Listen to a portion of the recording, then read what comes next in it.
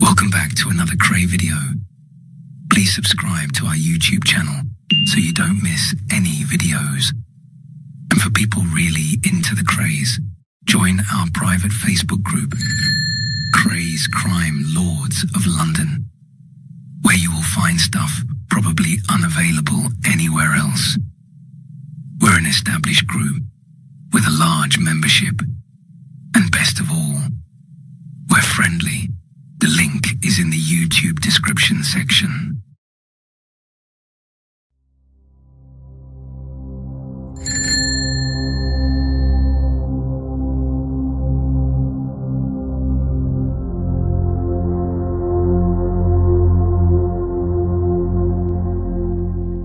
Welcome back.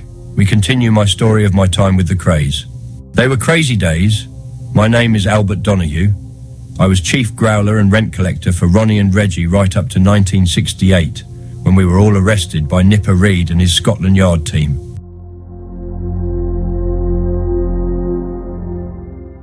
Big Frank Mitchell had just been murdered in the back of a Thames van, and the girl that had been with him throughout his time on the run, Lisa Prescott, had to be taken to see Reggie so she could be put in the picture of what would happen to her if she talked to anyone about the goings-on. After my near-death experience in the van, and believing I'm lucky to escape with my life, I was still thinking, suspicious. But there's no way out of it, so now I've got to tell Lisa that she's going to see Reggie for a debriefing. So stop talking about gunshots, I said. Shut up about shots. Just say, Frank's gone to the country, and you might be going later. If you start talking about gunshots, you're going to go swimming. You'll be in the river. Lisa wasn't stupid, and she got the point. Then Connie Whitehead pulls up, and we get in the car. As he drives along the 3-mile journey to Sammy Liederman's flat, where Reggie's now gone, Connie's laughing and giggling. I don't know why he's laughing. He doesn't know what's happened. He's got no idea what we've just been through. Nothing's been said about the killing. So for him, it's a normal night out. We're just going to a party. But Lisa thinks Connie must know what's happened, and that's why he's giggling. She decides he's a crazy, twisted killer. This makes her turn to me and say something I'll never forget when it's my turn. Will you do it? Because I think you'll do it quick. Jesus, imagine what frame of mind she's in. The girl was terrified. She thinks she's being taken somewhere to be killed. She's going to be next.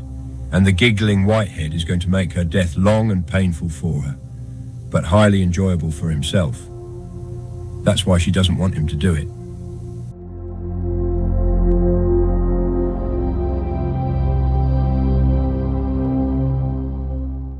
Anyway, we got to little Sammy's flat in Stepney. Whitehead had a key. When we went in, Reggie wasn't there. He was waiting in a car outside to make sure nothing was wrong. He came in a minute after us when he knew we weren't accompanied by the police or being followed by them. All this creeping round by Reggie made me think Lisa was right after all. Perhaps she was for the chop. So immediately I had a chat with Reggie and said, I think she's all right.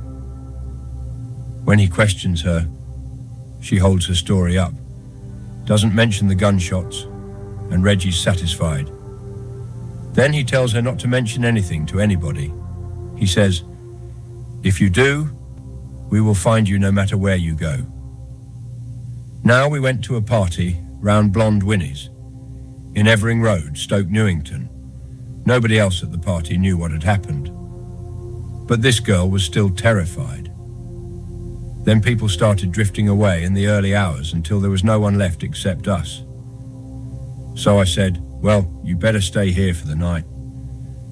Now she started getting a little bit hysterical, and she said, oh, I can't stay here on my own. So I did the honourable thing. I slept with her. We spent the whole night together, a naughty thing to do with a lady, but I had to calm the girl down. You can imagine the state she was in, and that was that. The next day, she went back west and carried on with her little life. When I went back home that morning, My wife gave me a very cool reception. Later, when it came out at the trial that I'd spent the night with Lisa, she went wild. But that morning, I went straight into the bedroom. I didn't even take my coat off. I just lay on the bed, and I started to cry. I'm not the crying type, so it must have had some effect on me. It must have been some sort of a come down. Even for a hard man like me, Frank's killing was exceptional. It was real. I can't find the words to explain how I felt.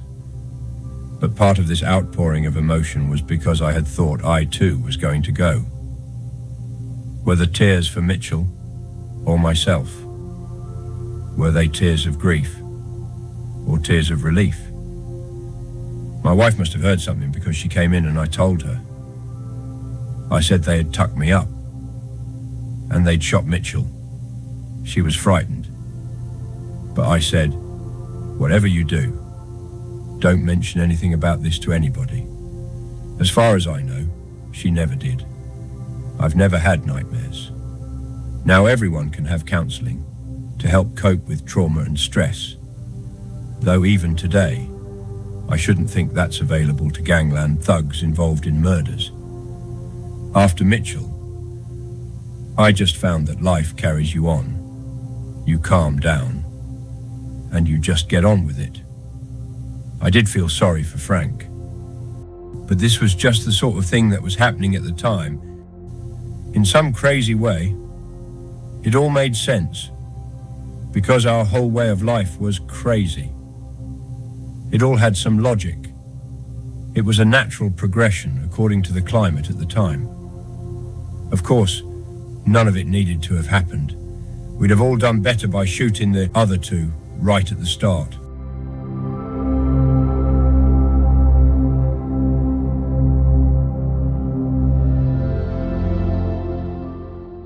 Now going back over who knew what and when, I really had no idea they were going to kill Mitchell right up to the start of the shooting. I just didn't know. When we had that meeting in Hopwood's place with Reggie, Charlie Kray and Freddie Foreman, neither Hopwood nor me could hear the conversation. That must have been when the plot was agreed.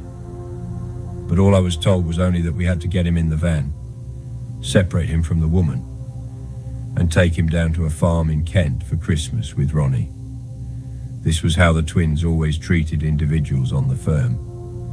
For security reasons, you would never be told the whole story. You would be given just part of it. Say, you would be told to go and see a certain person, to slap or frighten him. Then later, you'd find out that somebody else had been doing something entirely different.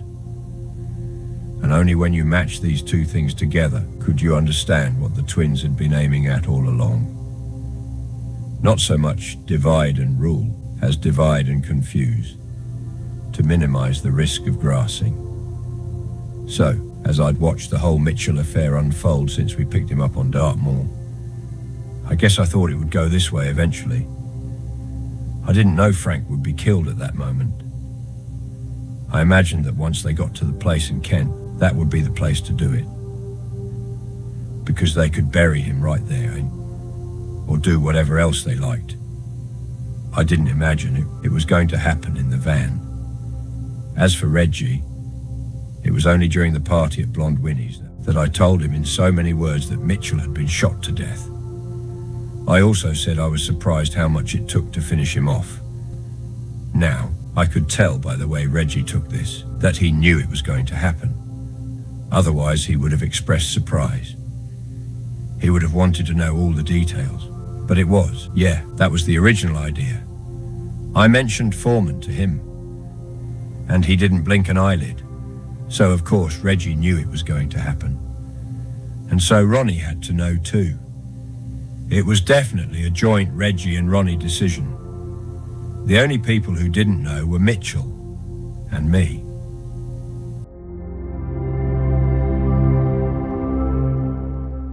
So why didn't our own firm do it? After all, Ronnie had already killed Cornell, and he was planning lots of other murders, putting more and more names on the list. But Ronnie was on the trot at the time, and they were both dreadful shots, and by now, each twin was an emotional wreck. Neither could have killed Frank direct, because the sight of him dying would have given them nightmares. He had these big, reproachful eyes, like a loyal dog. Also, they'd have been worried stiff that he'd overpower them and crush them to death. The only people on our team who could really do a shooting were myself, Ronnie Hart, and Connie Whitehead. But Frank knew all of us. Also, with all the hue and cry surrounding his disappearance, if anyone on the firm had killed him, and his body had been found soon after, the police would have come straight for the twins, demanding to know where they were when it happened. That's another reason why it had to be farmed out to another firm. Everyone on our firm had to be at different places and have alibis. Everyone except me. This other firm really knew what to do. They had experience in making bodies just disappear. They had a disposal setup, which we hadn't. They obviously had some method of getting rid of guys without leaving a trace. If you only bury someone in the woods, a fox is quite likely to dig it up, so they had friends in the sea fishing industry, which we now know is what happened. Also, it was a tit-for-tat job. You do us a favor and we'll do you a favor. And this particular firm were the only outsiders the twins could trust.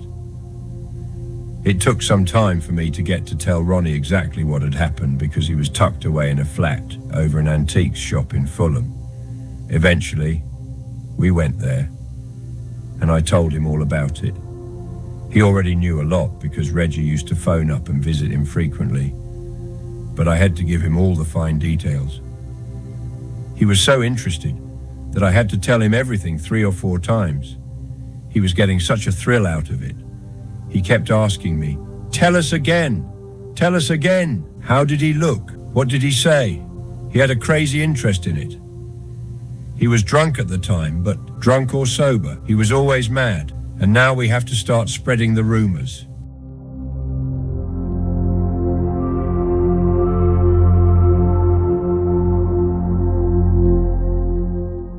We were told to say he had gone abroad.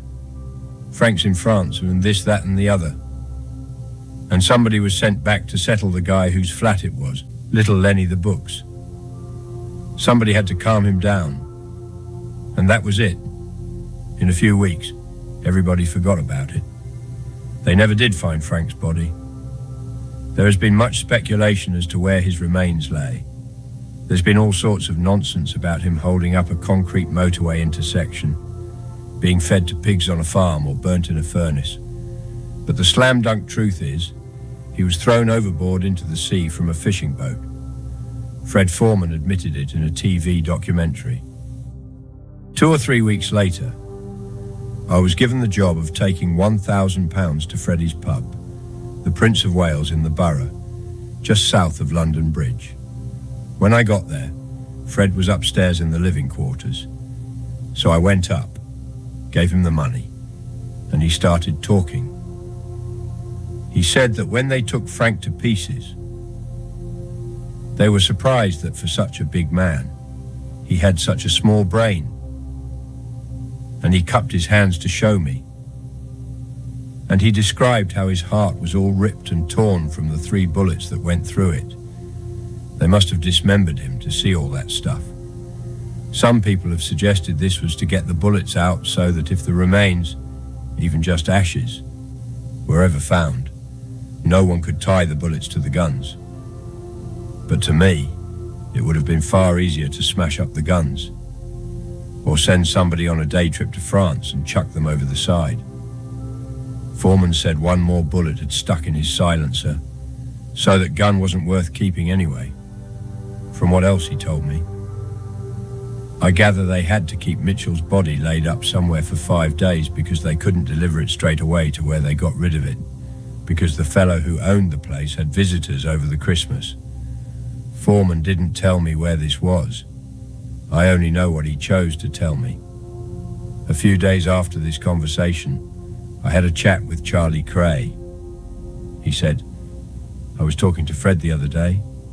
and I asked him how you got on. He said he was pleased. You were all right. You done your job. No panic. I said, no panic. I was shitting myself. I thought I was going to go. Then Charlie laughed. But again, he and Freddie deny this.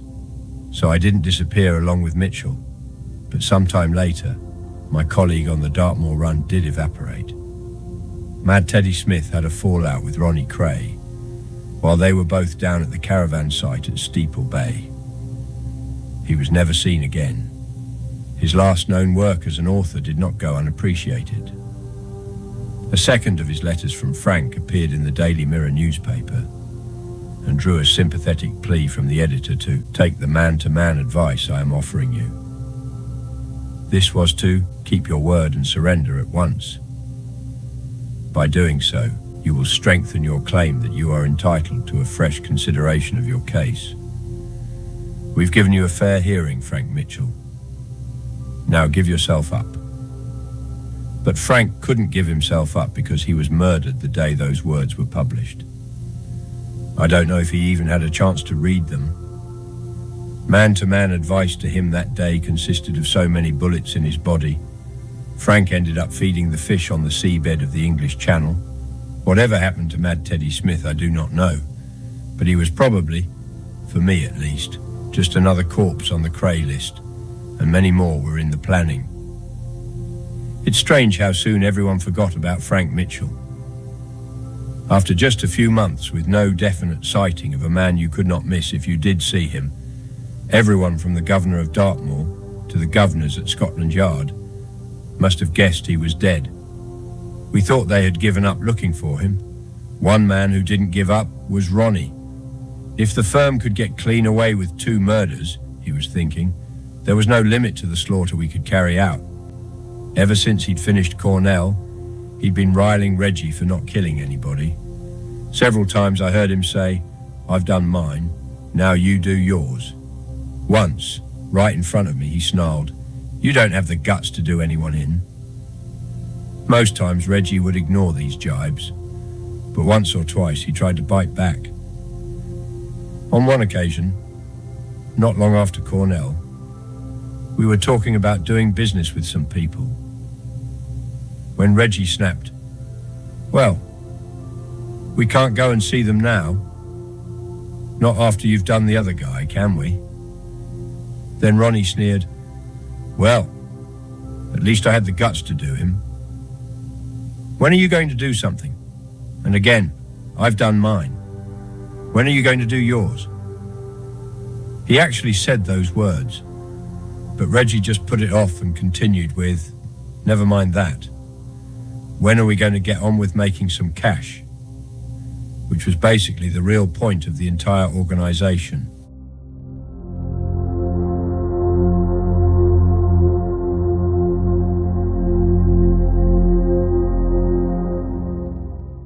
Ronnie did not spend Christmas 1966 with his old friend from Dartmoor. Instead, he used Frank's murder as extra ammunition in his verbal war with Reggie. The run-up was that he was getting deeper into his moods and screaming, literally screaming, you fucking slag. You got no guts. I've killed. Albert's killed, meaning I'd been involved in the Mitchell thing. Thank you very much. You got no arsehole. When you gonna do yours? This kind of diatribe was going on more and more often, enough to drive even a well-balanced person to violence. Reggie was not well-balanced at the best of times, and these were the worst of times for him. His marriage was on the rocks. Frances Shea had moved back in with her parents just 8 weeks after getting spliced in April 1965. None of us on the firm had a public marriage. We were rarely seen with our wives, but Reggie's was invisible. After a wedding so publicly celebrated and snapped by no less than the legendary fashion and portrait photographer David Bailey, it had instantly become the marriage that never was. This was the one thing that really split the twins. They were always totally staunch about each other. If anyone ever said something in front of Reggie that was even faintly critical about Ronnie, Reggie would give him a look and say, "Well, what?" And the guy would realize he'd made a big mistake and immediately retract and apologize. Neither twin would run the other down behind his back, but head to head, Ronnie would say, "You slag. And that prat of a wife of yours, why don't you go round and give her some more tablets?"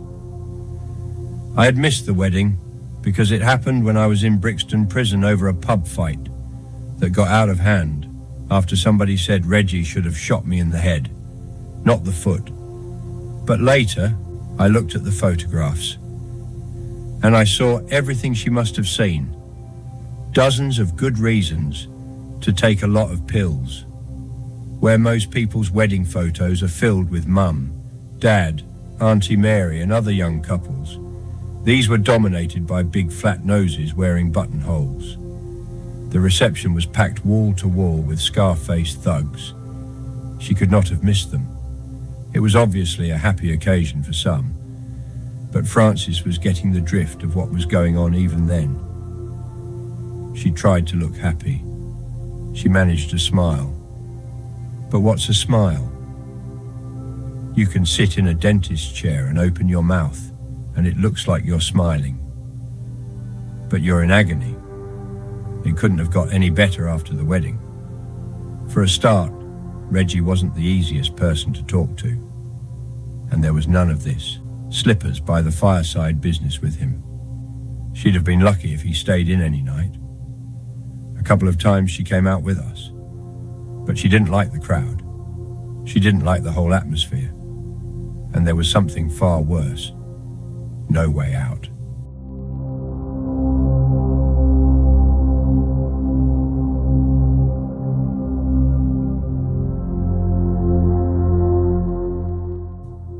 In straight marital breakups, where there are no children, most people can go through a clean divorce and hope to meet someone else. But Frances couldn't do that. Can you imagine some handsome young chap falling for her, and Reggie getting to hear about it? He's going to have the guy's legs cut off. She couldn't just say, "That's it, I'm going out with somebody else," because the fellow would be ripped to pieces. The girl had no chance whatever of another life, as long as Reggie was at liberty. Nor could she have foreseen liberation in the shape of him getting nicked and locked up for a lifetime. They'd got married fresh from the celebrations when the twins were cleared on the protection racket charges over the Hideaway Club. Like everybody else, she thought they were so well protected, they would never go to jail again. A prediction that the twins themselves trumpeted to help it come true. For her, everything must have seemed hopeless. No way out for her, and no escape abroad because she believed the twins knew people everywhere. They'd always be after her, watching every move. Anyway, no East End girl in those days would dream of going abroad on her own, away from mum and dad, so I don't suppose she could see any end to it. What little hope she ever had of a proper married life was ruined by Ronnie.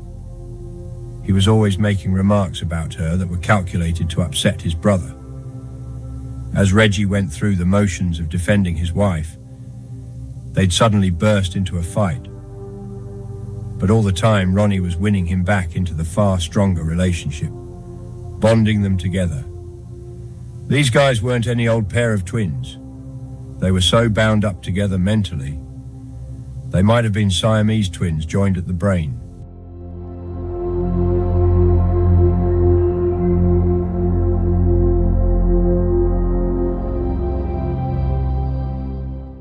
I think deep down, Ronnie hated all women, barring his mum and Auntie May, because he was just as offensive about Charlie Kray's wife, Dolly. "Where are you going tonight?" he'd ask Charlie. "Staying in," the oldest brother would reply. "Oh, you're staying in with your lovely wife, are you? You silly twat." "Yes, go home and stay in with the dopey cow. All right then." Let's assume Ronnie had a good reason to stir his brothers, buck them up and get them doing something for the good of the family or the firm. Fine. Do it when you're alone with them, not in a crowd, especially when you're talking about their wives. If Reggie and Charlie hadn't been family, Ronnie would have been dead years ago for making such remarks. A lone man doesn't get away with talking like that.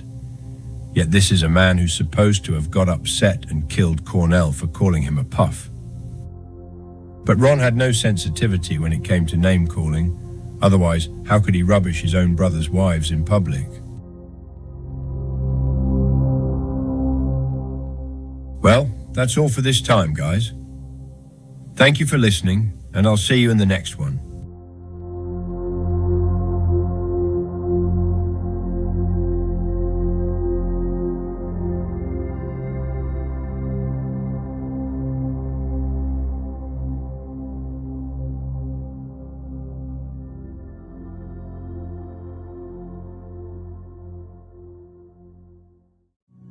Thank you for watching.